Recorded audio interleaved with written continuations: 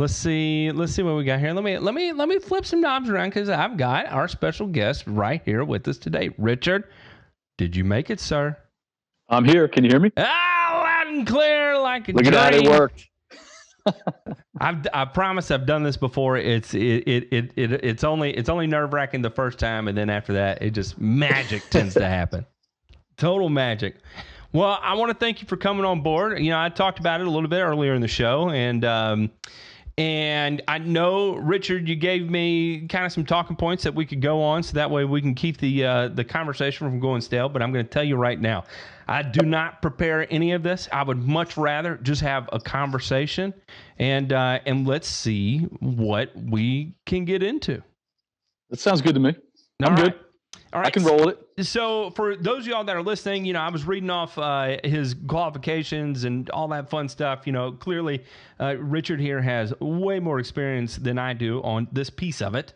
So what a perfect way to come in. So Richard, let's go ahead and dive into this conversation here, that when we're talking about ecological land care, what exactly, give us a good firm definition that you operate on with that name. Sure. So the basis of our work is you know, you hear the buzzword organic, which is a word that I'm not necessarily a fan of. I prefer the term ecological. The folks up at NOFA in Connecticut had come up with the name organic land care, so that's sort of the name we have to go with. But the basis of our work is based in ecology, soil biology, and things like that. So when we're talking about turf specifically, you know, the first thing we do, and you know, Matt, I've heard you know, your show previously, and I know you talk a lot about soil testing and things like that, and that's the first thing we go to, just like any turf program. And then we go from our soil test and we build from there. If we have to do bioassays to check, you know, soil biology, we can do that.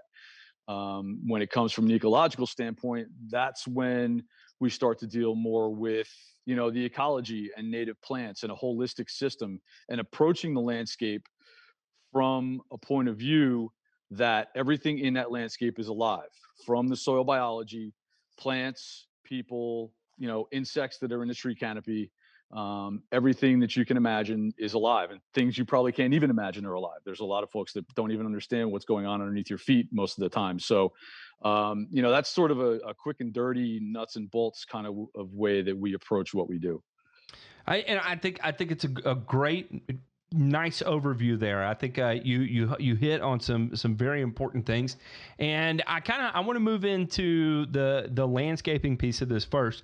And so specifically, when you're I assume you do designs as well as installs, right? So kind of a design build type scenario here. Yep. When you're approaching a landscape for the first time, what are give us a list of a couple things that you're looking for when you are making the determination, you know, okay, which plants are going where? Sure. Well, the most important thing that we do, or that I do when I'm doing sales, is I have to make sure that the client that we're meeting with aligns with our philosophy. That's the first and foremost most important thing, because if we don't align, then our work is not going to meet up with their expectations. So the expectations of that client need to be met. And if we can't service them, you know, there are plenty of people that will do you know, we call it conventional or traditional methods of landscape. Then, you know, that's not the client that we want to work with. Hang on, let me stop you right there. So when you're talking about a conventional landscape, you're saying like you're not the company that's going to come in and install 175 feet of boxwoods. No, we'll cut down 175 feet of boxwood if you want. All right, keep going. Right. So so moving on from there, then we move into the plant material and site analysis and things like that. So, you know, most of the times when people are calling us, they're calling us because of the work that we do, not because of you know, the work we don't do, for lack of a better way to explain it. So when I'm looking at a landscape, if somebody does have a lot of boxwoods and they're what we call problematic, and they have leaf miner issues and they have boxwood blight, and you know, those will be the things where we'll come down and we'll take the, you know, we'll talk about that, and we'll probably end up removing those and replacing them with, you know, an Alex Glaber or something like that, that's a native sort of, you know, something that looks similar to a boxwood. But it goes a lot deeper than that. We talk about green infrastructure, rain gardens, and native plants and beneficials, and you know, parasitoid wasps and things like that. When it comes to our landscape, because so many of the landscapes now are just void of ecology. The prior or the conventional transitional way of looking at a landscape, Matt, is that when a landscape designer walks onto a property, they're looking at it from strictly ornamental value, right? There's no ecological value that is looked at in a landscape. They don't take into consideration, the beneficials, the pollinators, then not to mention the fact the damage that those plants are doing if they're invasive. If it's a berberis, or if it's a euonymus, or if it's something that gets loose in the landscape and is going to ruin the ecology of the landscape once it gets loose. A lot of those things aren't even taken into account. And I would venture to say that a lot of landscape contractors don't even do soil tests before they start to review landscapes and things of that nature. I know for a fact they don't, because of the number of times I've gone in and just see horrific decisions for why something was planted where it was planted. And so much of this, and I want to stress to everybody listening, like when you roll up and you see a landscape where you've got 145 green giant arborvitaes planted as a privacy fence or as a border to your property, that is garbage. I'm sorry, and I'm sorry if I'm hurting your feelings on that, but listen, at the end of the day, that is not doing anything for you, really. It may feel good for that time frame that it's growing there, but as you're starting to cut down every other one because you planted with too much density on the front end, and you're wondering why the rest of them are dying, and you get sucked into this tailspin of spending thousands of dollars trying to figure out how to handle bot canker and whatever the other cankers they get. I can't recall off the top of my head. But you get sucked into this wormhole, and you're like, I'll replace it with another one, and maybe if I fertilize it aggressively, it'll grow back to the size of the other ones. How often do you see that? Is that just every day for you? It's a lot. Yeah, it's a lot. So there are some things, and when you look at ecology and organics, it's not for everybody, Matt. There are just some people that whether they don't want to get it or don't care to get it. They just want something the way they want it, and that's why I said there are plenty of folks out there that'll give them what they want. Our approach is one of education, and when I walk onto a site, I'm trying not only to obviously sell work for our company, but I'm also trying to educate the clients on, in most cases, what's gone wrong on their landscape previously. Now, don't get me wrong either. There are a lot of folks out there that do a lot of great work, and I'm not just putting down our industry, as a whole, that everybody's out there doing shoddy work. I don't put myself on a pedestal. I just think that there's a lot of things out there that have gone wrong that are accepted in the industry by homeowners because they see that kind of work done on a daily basis. And when they see their neighbors' trees that are mulched 3 feet too deep, and their neighbors' trees are mulched 3 feet too deep, they assume that that's the way it's supposed to be done, and it couldn't be further from the truth. So a lot of our work is going back and remediating that, taking mulch off and doing root collar excavations with an air spade and things like that. So a lot of it is the perception, and a lot of it is just that there's so much shoddy work that's done out there that people see that it's accepted because, well, that's the way they see it done. But it was mulched like a volcano, though. couldn't be furthest from the proper way to do it. Well, so this is great. I love this direction it's going. Let's come at it from the standpoint, typically you walk on site, you're looking at these different things. You made a comment there about air spading and doing some work there on specifically things that have been over mulched. What are some kind of techniques, tools you like to employ outside of just air spading? Say you walk up and you see something that's completely root bound, or the roots have on a maple have just girdled it to all get out. What's kind of your first steps in getting these things remediated and back to a standard of living that's appropriate for the plant? Yeah, from I mean, especially maples because the roots are so surface rooted and so dense. The air spade is really the best way to go about that, and that's the case with a lot of trees because a lot of times you can't get through that first layer of superfluous roots and mulch because it's so fibrous in there you can't get through it any other way. So outside of maybe using what's that geo ripper thing you guys advertise? Yeah. The Geo Ripper. Yeah, I mean, maybe if you got some big mulch volcanoes that are full of superfluous roots and you want to go rip through it with that, but I'm afraid you do some damage otherwise with that machine. But a lot of it, the cursory work that's done is just done by hand, and then we propose work, whether it's radial trenching or root collar excavation or a complete overhaul of the root system, where we come in with the air spade, till everything up with the air spade.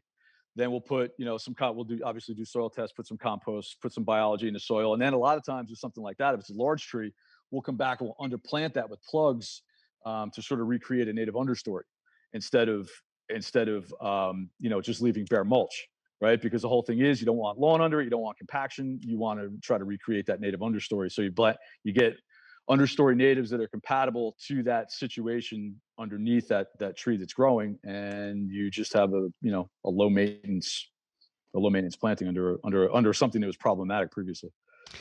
So I listened to a presentation one time from a professor at South Dakota, and he is a professor of like arboriculture or something like that. And he was talking about one of the things he said that always resonated with me. He said, when you see a single isolated tree, you are looking at a sick tree.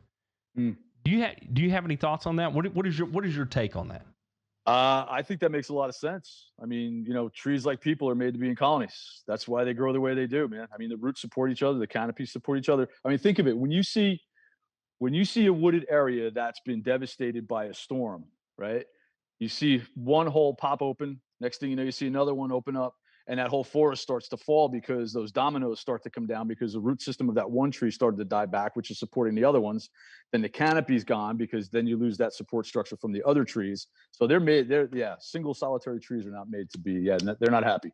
For sure, they want to be in groups. 1 second, I got to take a break. When we get, if you can hang out with me here, we'll keep going until we run out of things to talk about. I'm afraid we will never run out of things to talk about. So I got it. Bear with me 1 second. All right, you're listening to Turfs Up Radio, your industry, your station. And we're back.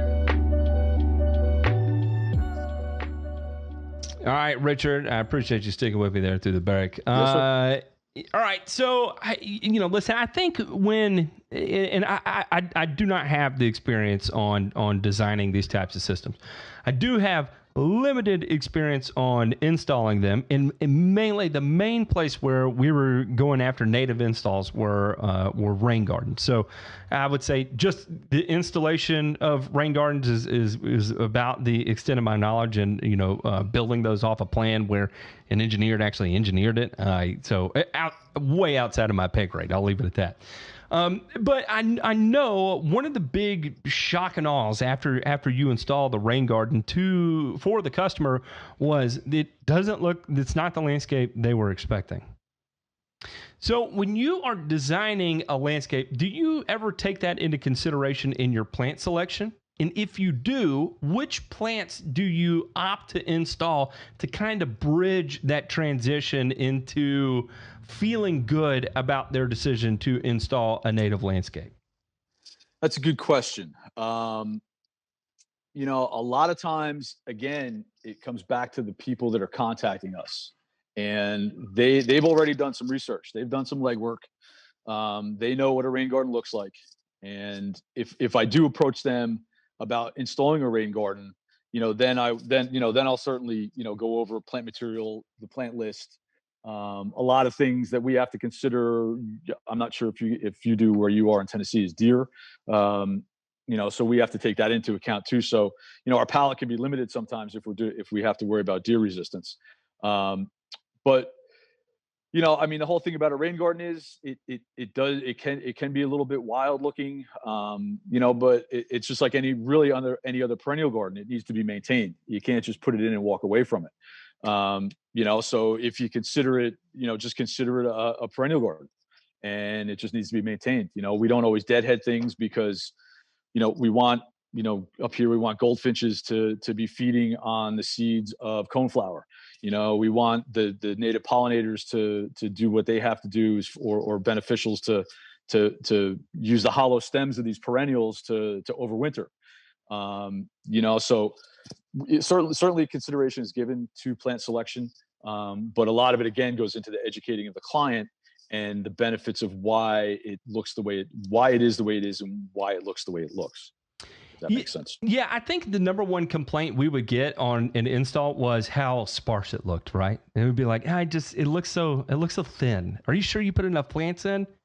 And what they want is that similar feeling that when they pay for a landscape install and they get a bunch of 5 and 7 and 1-inch caliber plants that are installed, and oh, it feels so good because look how big these are, and oh yeah, they're taking up all the space. And then 3 years after the install, as a general rule of thumb, and no lie, I've heard this more than once here in East Tennessee where I am, is that you can expect to remove 33% of the install 3 years after install. Is that not insane? I haven't heard that. No lie. I have heard that more than once from people talking specifically about installs. And from a point of education that they were teaching, that you can plan on removing 33% of what you install because it'll be so overcrowded. Well, I think, that comes down to planting plants that want to grow together also too, not plants that, you have to pick plants that are culturally appropriate, that want to grow together. Like I mentioned before, if we airspade under a tree, we're not going to plant something that wants full sun in a dry prairie. We're going to plant something like Carex pennsylvanica that's an understory woodland grass that belongs there. So I think a lot of it has to do with that. Now, don't forget too, Matt, even with a perennial garden, you're going to be dividing plant material. It happens. That's just a part of gardening. You split plants and you give them, provided they're not invasive, you split them and give them to your neighbor. That's just a part of gardening, but that 33% number seems a lot higher than what I would think it should be. I'm talking about conventional installs, not native installs either. So I not for us. Part of the issue too is, and not an issue, but one of the things we go for is plant cover, right? Because the more plants you have growing homogeneously together and coexisting, the less weeding you have to do, because you got a full cover of plant material, so you don't get weeds germinating in there. Yeah, and our native designers, like one of the things we would notice is that typically within 3 years, you're talking about a rain garden that is 100% covered, and it was such a freaky thing to see. Yeah. And the whole time you're installing it, you're like, oh well, here's another Carex green and gold going here. Here's another Carex green and gold going here, and then you come back after the fact, and it's got this beautiful bed of it's sedge, so the turf guys in here, put your fingers in your holes, but a beautiful bed of sedge, and then you got your fringe tree in there, and all kinds of different things going on at the different story levels. So it's so much of it is education focused, and I can tell that's where you spend a lot of your time, is on that educational piece. So from that standpoint, how hard has it been? Do you give presentations or talks to conventional landscape installers at all? Yes, as many people that will listen. Absolutely. I do. Typically what I've done previously in the previous years before COVID was I would do, the trade shows up in New Jersey, speaking in front of conventional landscape contractors. And it's, Matt, the thing of it is too, it's, when we transitioned our company, we started our company in 95, and in 2005 we transitioned from conventional to organic and ecological. And when we did that, it was easy for us because we had clients that were sort of leaning in that direction anyway. And I understand that what we do is not for every contractor, but a lot of what we do is cultural practices, and when you have good cultural practices in any kind of landscape, whether it's conventional or organic or ecological, that's important. And when I do my presentations or teaching, I come at it from that standpoint. It's like I want conventional or conventional landscape contractors to understand that they don't need to go and drop what they're doing cold turkey, right? Just to start picking away at the edges and start to think about things in a different way. So much of what I did prior to us transitioning to organic and ecological, I was in such a rut because it was, we did what we did because we did it, and that's the way we did it. And what I didn't realize was that once you start to look at the soil biology, once you start to look at different plant material in a different light and realize that it's about ecology, not ornamental value, it really opens up your eyes to a whole different a whole different view of looking at the landscape instead of doing it by the calendar. We pull a lot of the stuff out that conventional guys don't do because you don't need it. Our organic turf programs, I haven't put down grub control since 2005. Because we plant natives that call in, parasitic scoliated wasps that take the grubs out. Fungal issues, you don't have those in an organic turf system because that system's working with the gentleman you had on Monday. What do you call him? Doc. That guy, between the two of you, I heard more chemical names than I ever heard in my life. I had no idea what you guys were talking about. And the simplicity of organics is amazing once you get it established. And that's the big thing, is having somebody understand that you can't just take a bag of Milorganite and a bag of chicken manure and call it organic programs, speaking strictly with turf, right? Because there's more to it. And it's the complexity in organics that I think scares people. But when you start looking at it from the corners, nipping away at the edges, start with good cultural practices, start with some native plants, have a client that wants to try things organically, and let that, use that one client as a sample property. And if you screw it up, obviously you got to fix it, but that's sort of the approach that we take. And I think that's important to realize too, that, organics and ecological landscaping is not for everybody. Like I said, clientele and contractor as well. Some people just won't do it, and that's fine. People's business models are set up for what they can do, and that's okay. But for us, this is how we do it, and it's worked for us. We deal on high-end residential landscapes in the Princeton, New Jersey area, and if we didn't do it right, we wouldn't have a company. Yeah, I completely understand.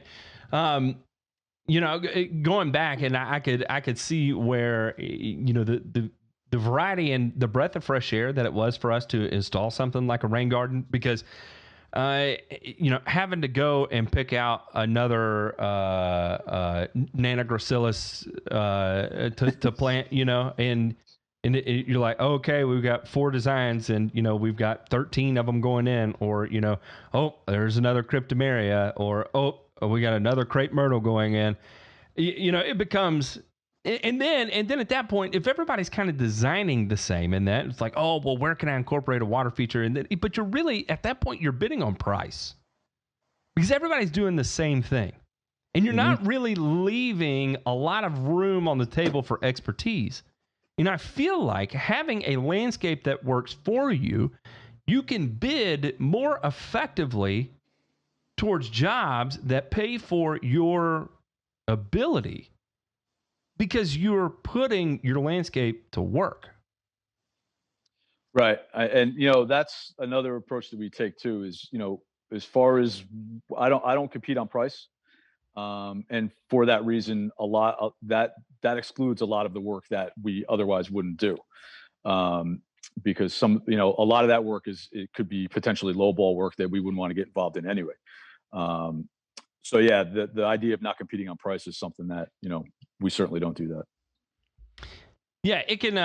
Once you start heading into that wormhole, there's no real way out of it except for, competing on price more and more and more. Right. Real quick, I got to take a break. When we come back, we'll keep going here.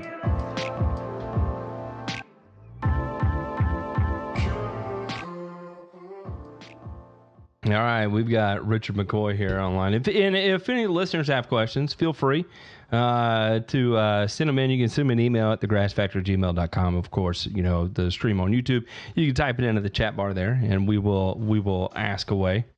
And this was one that came in, and there was no right or wrong answer here, Richard. But Steve Willie wanted to know how you feel about stripes in the lawn. They got to be straight. Outside of that, I've got nothing else for you. He is not a fan of stripes in the lawn, so it drives him crazy, and that's why he wanted to ask that question. Another one was too, and you kind of I'll let you dive into this as deeply as you want. But the question is do these types of landscape installs, landscape systems, however you want to describe it, do they work in the South? I would imagine so. I mean, we're up here, like I said, up in New Jersey, up in the Northeast. So obviously, I'm not familiar with down south. But I think anytime you deal with native plants, you're going to have native plants in a region that are going to work. Everything is dependent on soil conditions and hardiness zones and whatnot. But I mean, if you're in Florida, you're going to have natives to Florida that certainly would work in a native landscape. Sure. Yeah, and I can say, at least from here in Knoxville, even taking a hybrid approach before, you ask, can you have both? Can you have a lawn at a half an inch height of cut and an organic lawn and landscape? And I can say, there's simple things you can start to do where you start to see a big return on investment. And even, the doc and I, we had a show about this. And one of the things we were talking about was when we stopped spraying imidacloprid, the benefits that we saw to the landscape. Because used to, when I first moved into this industry, we used to run this application called TOMB, TOMB, and it stood for Tall Star, Orthene, Merit, and Banner. Merit being, of course, imidacloprid. And one of the weird things about it is that it was an invitation for spider mites. It just you no matter how you cut it, that application was an invitation for spider mites, and so then you're having to treat the symptom and going back behind after the fact with a product like Hexagon to go after your spider mite activity. So what we noticed was that one, you could change your application method, or two, stop using imidacloprid altogether, and all of a sudden you start to see proliferation of things like your ladybugs, and all of a sudden your fight with spider mites pretty much dwindled down next to nothing. Yeah, I mean, a lot of that too. Well, two things, right? When I first started in the industry, I started off as an arborist, and one of my jobs was as an applicator. And on my job card, every morning when I'd leave to go spray, it would say spray the tree canopy for leaf chewing and sucking insects. So I was going out and I was blanketing every property that I would spray with, whether it's Talstar or, whichever one you mentioned. And that's how I started. And now I look back and I realize that the damage that I've done to ecosystems over that 4-year, 5-year period I was working for an arborist is immense. But it also goes to the point of how resilient our ecology is. But to the point of, a lot to spider mites and taking imidacloprid and whatnot out of the loop, a lot of that goes to putting the right plant in the right spot. If you're putting plants that are culturally appropriate, a plant that wants full sun in the sun, and one that wants in the shade, and you're not mixing them up, then you typically don't have pest problems. That also too, when you're dealing with natives, when you're dealing with natives, you have lower pest issues, as long as you're abiding by the cultural rules of that plant. Full sun goes in full sun, wet feet wants wet feet, etc. So yeah, I mean, like I said, it's a whole different way of looking at things. And, that to that point of having to taking away those chemicals, you can very easily do that if you start to evaluate your plants and the locations they're in. And if they're in the wrong spot, you may have to move them if you can. So that sort of goes to that point of removing chemicals. It's doable, but you have to know plant culture, and a lot of guys don't pay attention to that. So this next one, I'm gonna make it a little more complicated here, and again, no right or wrong answers, just for the sake of dialogue.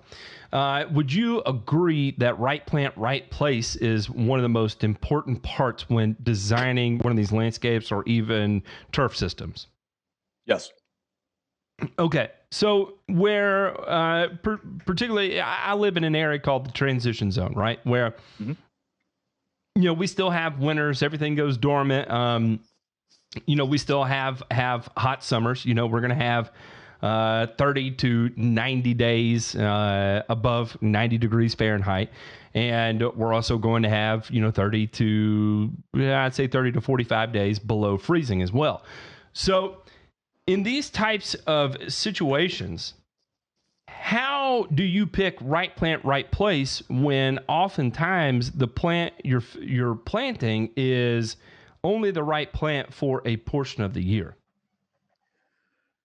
Well, that's where you have to mix them up, right? Because every perennial goes through a phase of when it looks good and when it goes dormant. So you have to mix up your strategies and like your flower, your bloom time. If something's going to bloom in May, you have to plant something around that that's going to bloom in June after the other plant goes dormant.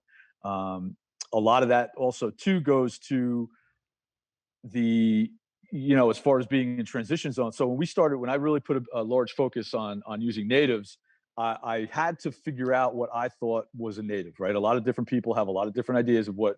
There's plant purists that feel as though that you should only use anything prior to European settlers in your landscape, and that would be a plant purist or native purist. So what I did is I took that native purist approach, and I also took a range of area from New Jersey coast to the Mason-Dixon line, out to the Great Lakes, up to the northern United States border with Canada.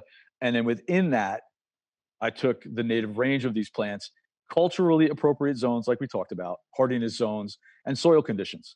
So I could effectively plant something that's a native to the northern United States in our landscape and still, for me, be okay with it because I know that plant's going to do okay. It's not exactly native to New Jersey or New Jersey region, but it's native enough for us that it's okay. Then you start to drill down to cultivars and things of that nature. Do you use those or do you use just straight species, things like that? So there's a lot of different variables, but I think if you stick within that range of, or that thought process of finding a zone that you're comfortable with and working within those hardiness zones and soil zones that and timing of blooms and things of that nature too, you'll be fine. And this is it's kind of interesting because I'll kind of put the turfgrass spin on this, and like for instance here, I kind of play both cards, right? Where in my front yard I have cool season grass, and then my backyard I have warm season grass. And one of the new things we're beginning to see as a trend, especially in sports turf or higher end fine turf, in the transition zone, is this new concept called Bermuda, where people are interseeding Kentucky bluegrass into Bermuda grass. And exactly like you said, the different growth times for these perennial grasses, you get to capitalize on the positives of both. Plus, you also have the biodiversity aspect of it too now, right, that you're dealing with two, or you may be interseeding with 3 or 4 different Kentucky bluegrass cultivars, and you may be dealing with 2 or 3 different Bermuda grass cultivars. And so you're getting different performance characteristics out of it. And ultimately, I think that's why they're seeing such improvements in surface playing conditions by taking this approach. When used to, the old way to manage this was purely perennial ryegrass, and with perennial ryegrass, that you ran into was the allelopathic tendency of perennial ryegrass, that when it starts to undergo stress from mainly heat, when the heat really starts to kick on in May here, we're going to hit 90 degrees on May 15th, whether you want it to or not. And when it hits that 90 degrees, that's when your allolepathy out of your perennial ryegrass is at its absolute peak. It goes from pure, just rock and roll, gorgeous growth into attempting to sterilize the ground around it. And then ultimately, you see a pretty significant decline in Bermuda grass. Now that's being intersectioned in with Kentucky bluegrass versus the perennial ryegrass, one, you do not have to kill it out because you don't have to worry about the allolepathy that will take place that could cause harm to your Bermuda grass. And 2, it cuts down on labor because you're not having to necessarily seed it every year. So kind of an interesting correlation there between the two, that I feel like even turf systems, conventional turf systems, are beginning to see some of the common ground between the two practice approaches. So pretty cool there, I felt like. Yeah, that's pretty. I haven't heard of that. That's interesting. I like that. That's cool.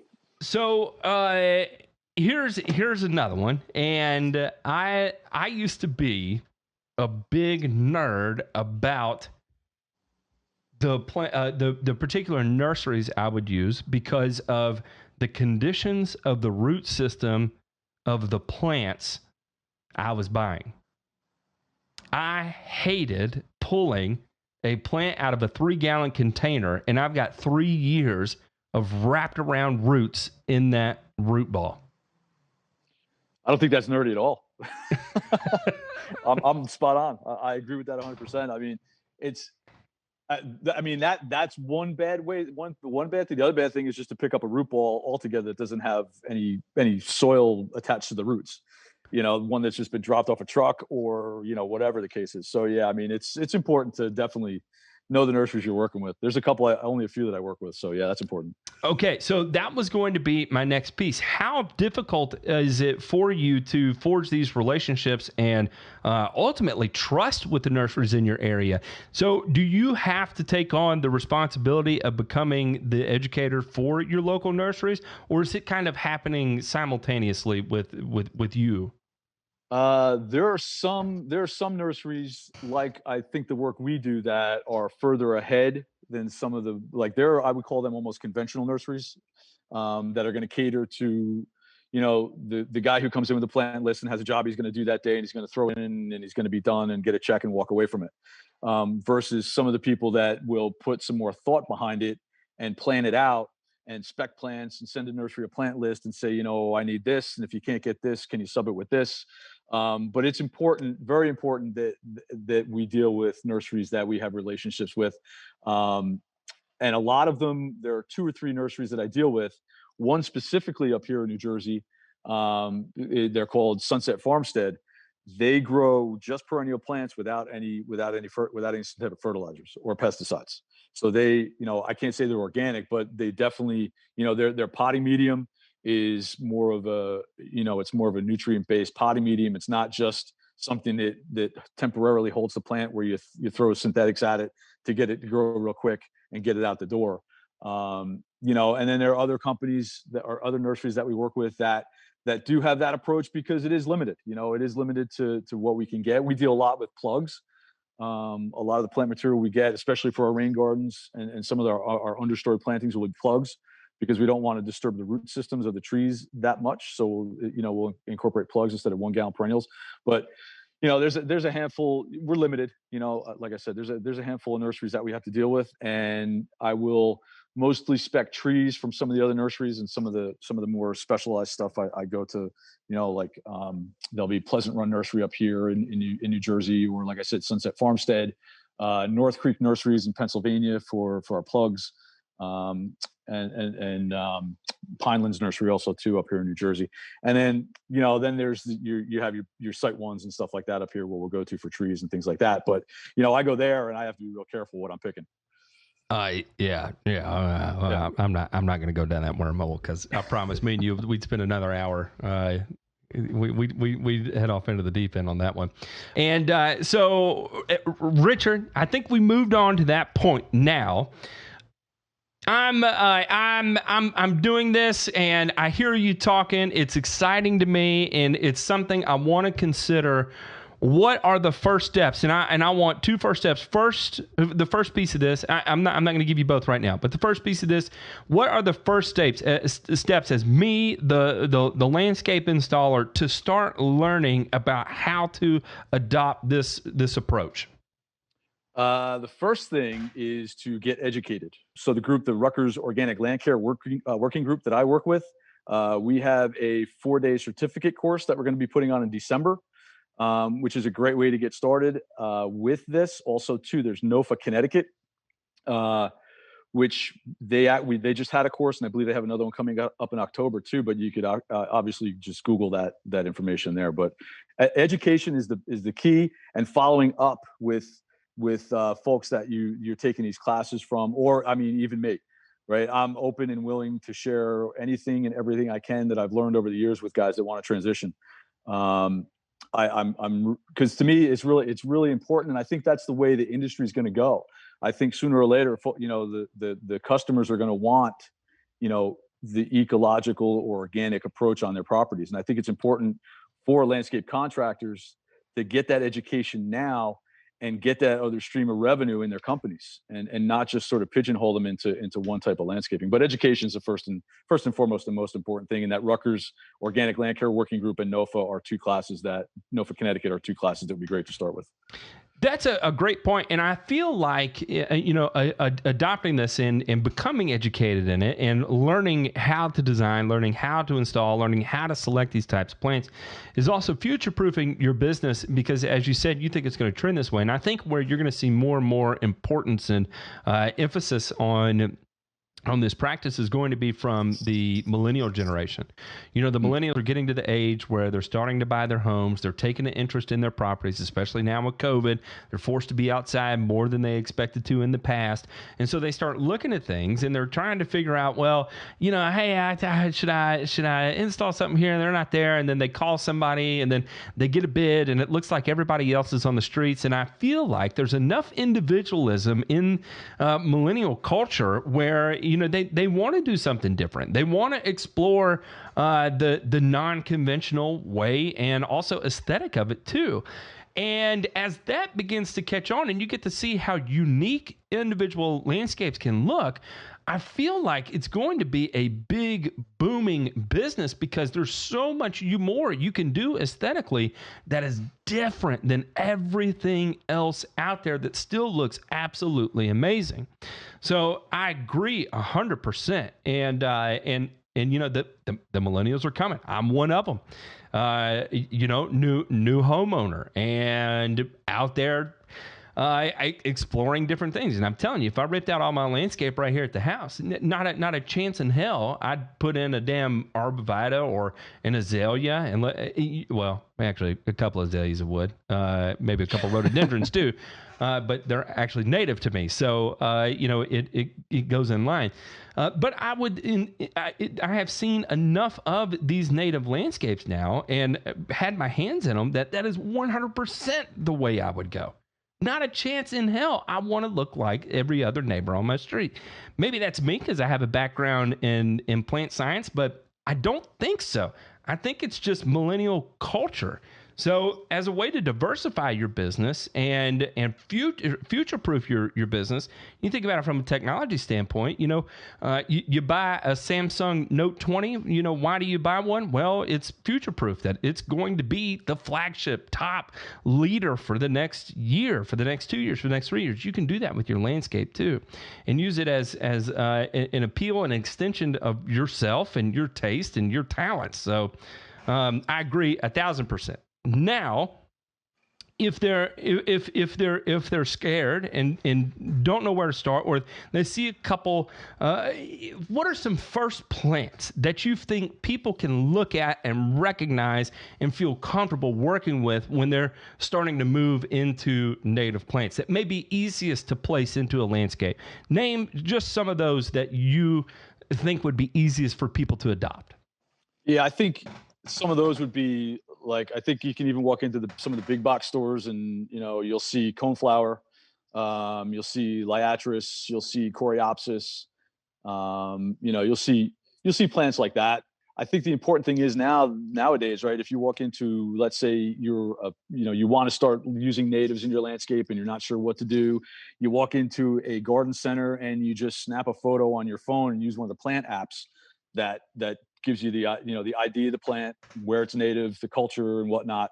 I mean, technology, you use iNaturalist or one of those apps that will tell you what that plant is and where its location is. I think that's going to be the easiest thing for anybody just getting started, because there's such a broad, for me to just say, I'll give you 5 plants to start with.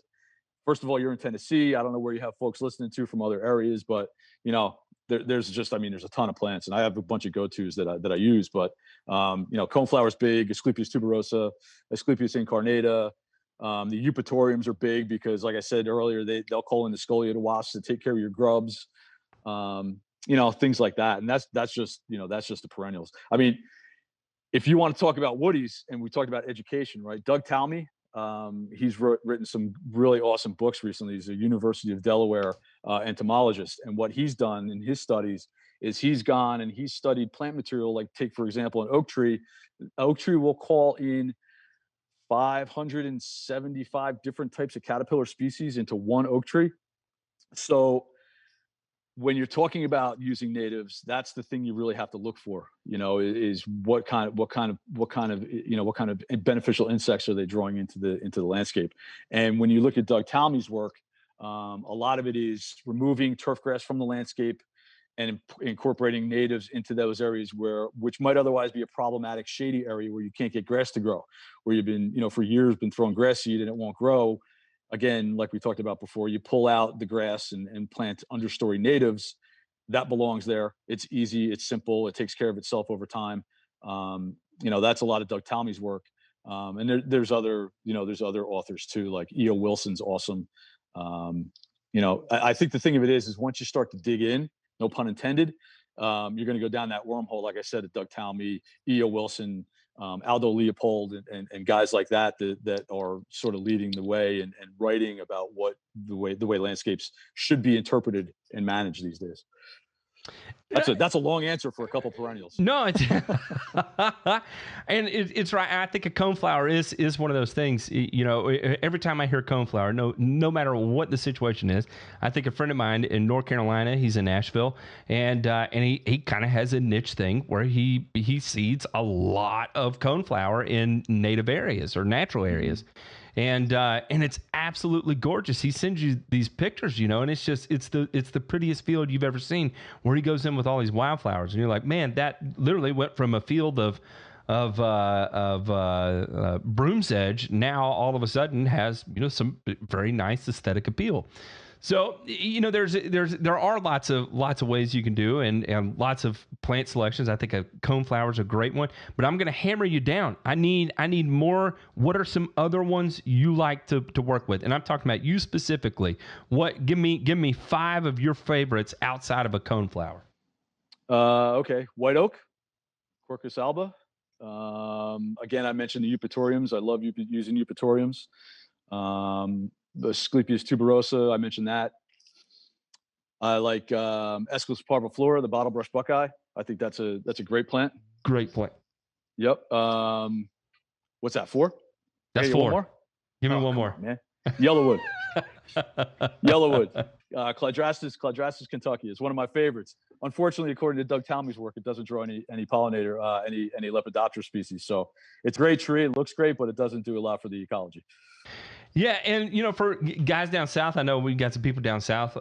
You can look up things like the red twig dogwood is one that's native to our area too. So, and in fact, like bottlebrush buckeye, that's native to East Tennessee as well. So, lots of crossover there. Well, Richard, I want to thank you for having on today. I think we had a great conversation. I think we found a lot more intersectionality than probably people thought when they heard an organic person was coming on the line. And I think there's a better understanding about developing an ecology that works together to complement one another and the importance of that. And that is something that nobody can argue against. Yeah, no, Matt, I appreciate it. And like I said, if anybody that listens ever wants any questions or anything like that, they can get in touch with me through our website. And that's McCoyFineGardens.com. We're on Facebook, Instagram, and LinkedIn also too. So I'm open. Again, one of the things about being organic is it's a big community, and we love talking about what we do. So I'm more than willing and able to share what I have to anybody that's listening. So I appreciate it. Well, thank you, Richard. And hopefully sometime sooner than later, we'll have you back on the air. How's that sound? Matt, this was great. I feel like I've known you forever, man. All right, Richard, I appreciate it. You have a good day, sir. Appreciate you. Thank you. All right. Okay. Well, there you go. There it is. I think that was, oh boy. All right. I lost my headphones for a second there. I think that was highly productive. And I think especially now that everybody's been home for COVID. And if something you're looking at is redoing your landscape, I highly recommend you look at doing this. I get so overwhelmed. One of the things he kept talking about was stripping out turf grass underneath trees. And if you're going to keep those trees, why not turn it into a native area there? It's the easiest thing you can do that will give you the biggest return on investment. I guarantee you. Stop trying to grow the different shade-tolerant grasses. They're not shade-tolerant. I'm telling you right now, they're not. Anybody that tells you are is selling you snake oil, myself included. That's why you'll never hear me say that. You'll never hear me recommend that. I recommend a chainsaw before I recommended you plant shade-tolerant grass. But in this instance, what a great outlet to go in and be able to plant some understory plants that are going to coexist very well with that tree, complement one another, and improve the conditions of both. So I hope everybody took away something from the show today that was positive. I know I had a great time. Big thank you for Richard for coming on. We'll love you all, and we will see you tomorrow.